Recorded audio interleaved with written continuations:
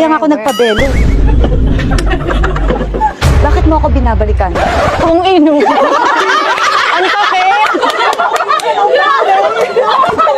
Ako sa call center, kaya tayo nandito. Tanggalin mo na ito. Ay, sorry. Alam mo ba, yung asawa ko, tinititigan yung ano mo.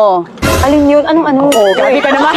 Teka lang, Tinitignan niya yung TikTok mo. Kaya lang may tattoo ka dito eh, di ba? Ganun-ganun ka pa. Oh, nakita. Sabi niya, asawa ko, kamukha nga daw kita. Papayra mo. Hoy, kaya walang sayo. Akin lang ang asawa ko. Ayan, kamukha pa kami. Kasi nga, masyado tinaasan ni Dr. Bello. Na-force ni Dr. Bello na magkikita tayo. Nag-braces din ako dati. Mas maganda ka pa nga sa akin noon. Nag-ilay siya.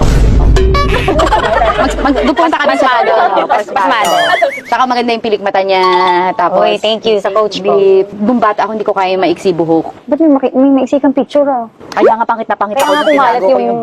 Naligo ako doon. Saan? Doon sa nung viral na picture. Kaya Yung mukha mo nung parang confused ka sa tinetrain nyo.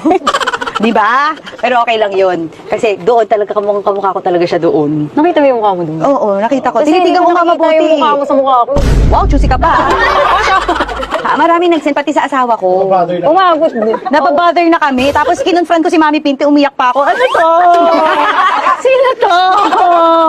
Tapos ang dami na kayo natatag sa atin. Parang nagiging mass produce na yung mukha natin. Parang naging made in China na tayo. Pero parang mas sexy ka sa akin, ha? May love life ka? May love life ka? Wala. Pakit ka din.